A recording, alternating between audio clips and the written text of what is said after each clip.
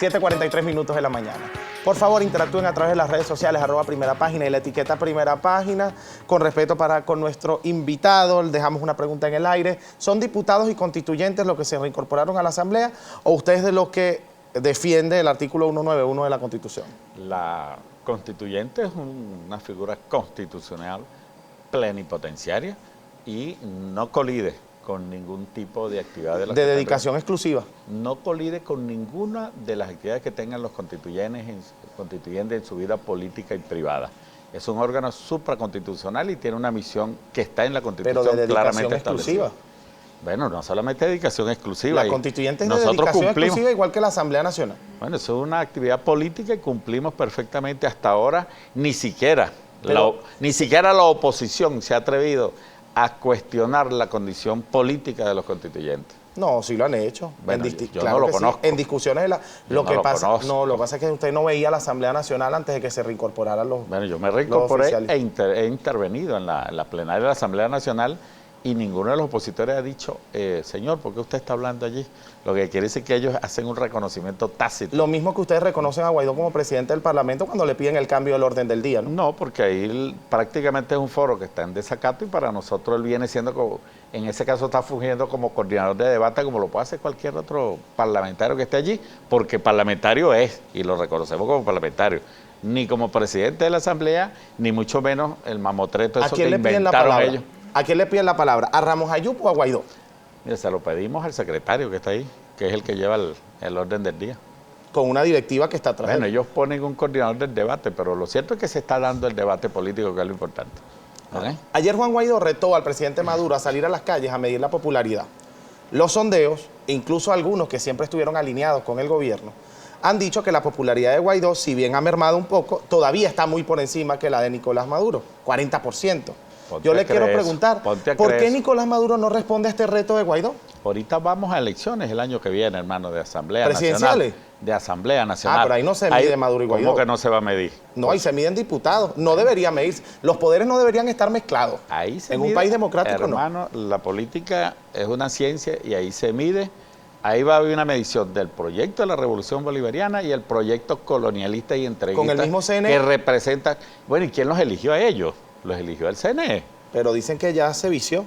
Le pregunto, ¿con el mismo CNE? Bueno, es parte del acuerdo nacional. Ah, se vicia después que me eligen a mí. Si eligen a otro en otro evento, está viciado. Pero es parte del acuerdo nacional. Eso se llama maniqueísmo político. Ahora, hay un acuerdo con un sector de la oposición. Se le ha planteado a ese sector contumaz que se mantiene en la estrategia desestabilizadora que se incorpore a las mesas de diálogo. No lo han hecho. Nosotros seguimos. ¿Sí estarían dispuestos a cambiar el CNE? Seguimos. Está planteado en la mesa de diálogo. Entonces podría ser con otro CNE. Pero está planteado con un sector de la oposición con que se está trabajando. Entonces, bueno, eso se sigue trabajando, hermano. Pero, oído, después que me eligen a mí, si ahora te van a elegir a ti, el órgano que me eligió a mí no sirve. Eso es maniqueísmo político. Eso se llama, ser poco serio en la política, ¿no? Y faltarle realmente el respeto a todos los venezolanos.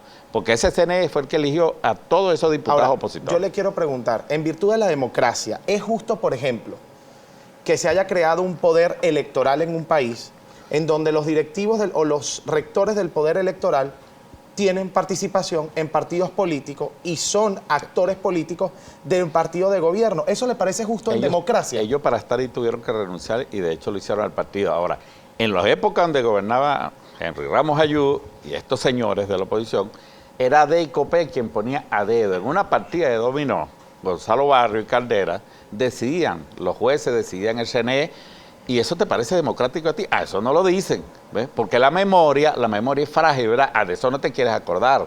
Pero ¿quién era el presidente del Tribunal Electoral? ¿Es una venganza? No es una venganza. ¿Para qué lo trae a colación? Estamos viviendo en el siglo XXI, año lo que te estoy diciendo es que no tienen moral para hablar de esos temas. No la tienen. Y si quiere, bueno, buscamos los periódicos un día de esto y venimos. Guaidó no es de Acción Democrática ni de COPEI. ¿De dónde crees? Esos vienen de ahí, hermano. Esos sigüí vienen de Acción Democrática y COPEI, Primero Justicia, Voluntad Popular. Pregúntaselo a ellos mismos y ellos mismos te lo van a decir. Sí, yo vengo de AD, vengo de COPEI, yo soy sacristano, soy ADECO. Entonces, lo que pasa es que hicieron esos nuevos partidos para engañar a los venezolanos de que no pertenecían a la Cuarta República cuando son, bueno, los hijos predilectos y el producto más acabado de la Cuarta República. Tenemos un compromiso con la audiencia, usted bien lo sabe. La última vez que estuvo el diputado acá en el programa dijo que yo no le había hecho la entrevista porque había huido de la entrevista. Aquí estoy haciendo la entrevista, no había huido absolutamente nada, son decisiones... Si no los retos no vienen. De la producción, son decisiones de la producción. Usted sabe que está hablando con la persona equivocada. Vamos a la lectura de los tweets. Por favor, Sue Rodríguez Pérez ya está lista para ello. Así es, Alin, cuando son las 7:47 de la mañana, de inmediato nos corresponde revisar la participación de todos nuestros televidentes a través de nuestra cuenta en Twitter, Primera Página, con la etiqueta Primera Página. Comenzamos con Bolívar Divisa. Señor Ortega, Diosdado Cabello pidió que se respeten los derechos humanos a los manifestantes en Perú y Ecuador. ¿Usted considera que se le han respetado estos derechos humanos a los venezolanos?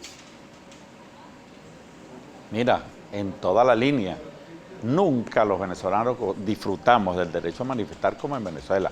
Ahora, una cosa es manifestar y otra, las acciones armadas que se escenificaron en la Guarimba con un saldo de muertos, ¿no?, practicados por una estrategia política para generar unas condiciones para buscar una intervención internacional en Venezuela.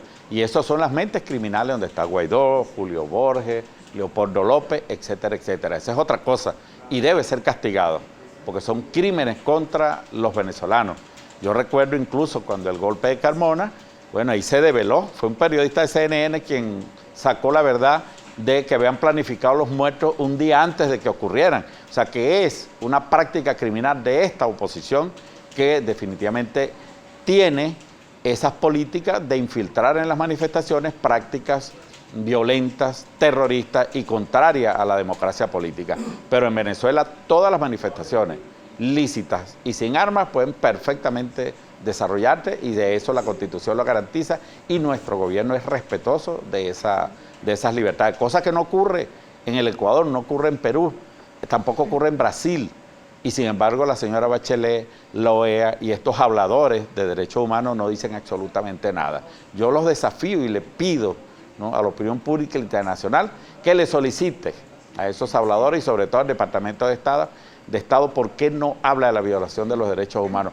Simplemente porque es un aliado del colonialismo, es un aliado de la recolonización de América Latina y el Caribe por parte del imperialismo y el señor Lenín Moreno es un héroe para Bachelet, para el señor Almagro, es que se llama, porque ya ese es otro que nadie se acuerda, ¿no?, de los fracasados en la política contra Venezuela.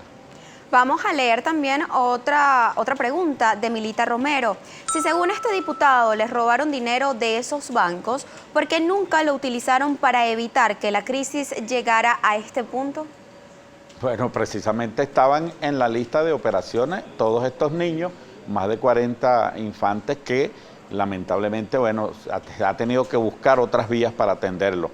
Pero es responsabilidad de Guaidó, responsabilidad de Leopoldo López, de Julio Borges, que el sufrimiento de estos venezolanos que esperaban por esa atención, al igual que los medicamentos y medicinas que dejaron de comprarse por la irresponsabilidad de estos malos venezolanos, que en mala hora son venezolanos cuando actúan en una política contraria al interés de todos nosotros. ¿No es responsabilidad del Estado venezolano el hambre, la escasez de medicina, la realidad de los hospitales, la falta de agua, la decadencia de los servicios públicos en el país? El Estado está atendiendo todos los problemas. Pregúntale a los Pero eso no es la respuesta a la pregunta. Discúlpame, ¿es responsabilidad de ellos? Pregúntale al pueblo que está organizado en torno a los CLAC. ¿Quién es el que lo atiende? Es el gobierno, es el Estado quien apoya precisamente a la organización popular para atender eso. Pregúntale a los consejos comunales. El esfuerzo, ahorita el presidente acaba de anunciar de la rehabilitación de los CDI e igualmente de la construcción de 100 escuelas y 100 liceos y rehabilitación de escuelas. Es porque llegaron a un nivel bajo. Por supuesto, de deterioro. Ok. ¿Eso es responsabilidad de quién? ¿De Guaidó, de Julio Borges, de Leopoldo López? Hermano, eso es responsabilidad precisamente de las políticas de la oposición, del bloqueo, y el gobierno ha buscado recursos por las vías que ha podido para seguirle inyectando pues recursos a estas políticas. ¿Usted está reconociendo que quien administra el país entonces es Guaidó, Leopoldo López y Julio Borges? No, ellos administran el bloqueo con los gringos. el robo de nuestros activos, como el caso de Sigo, Monómero y otras empresas en el exterior, así como el robo del oro, Pero del cuando dinero en hablaban los de ayuda bancos. humanitaria, ellos ustedes decían que no era necesaria. Ellos utilizan, óyeme esto, utilizan el concepto de la ayuda humanitaria como lo han utilizado los gringos para invadir Irak, para invadir Afganistán, para invadir Siria, para invadir Libia, que utilizan el término humanitario para la invasión militar y la colonización de los países. Eso es lo que nosotros estamos rechazando. Ahora, nosotros, a través de la Cruz Roja, nuestro gobierno ha hecho convenios para que aquí ingresen, rompiendo el bloqueo por la vía de la Cruz Roja, ingresen medicina. Pero Para no, que tú veas las cosas que tenemos que ¿por hacer. qué no ha sido suficiente? Mira, porque estamos bloqueados. Estamos utilizando vías no convencionales, como el caso de la Cruz Roja, para poder vencer el bloqueo. Mientras que este grupo de la oposición favorece el bloqueo. Tengo que cerrar la entrevista con un sí o un no. Las declaraciones del representante del Comando Sur norteamericano. El gobierno de Venezuela, luego del bloqueo, dijo que se está financiando de actividades ilícitas y de narcotráfico. Quien se financia del narcotráfico es el gobierno colombiano y el gobierno norteamericano, que tienen un negocio. Uno produce y el otro consume. ¿Cómo entran toneladas de droga a los Estados Unidos con la complicidad del gobierno norteamericano? Nosotros nos vamos al corte. Ya venimos con más de Primera Página.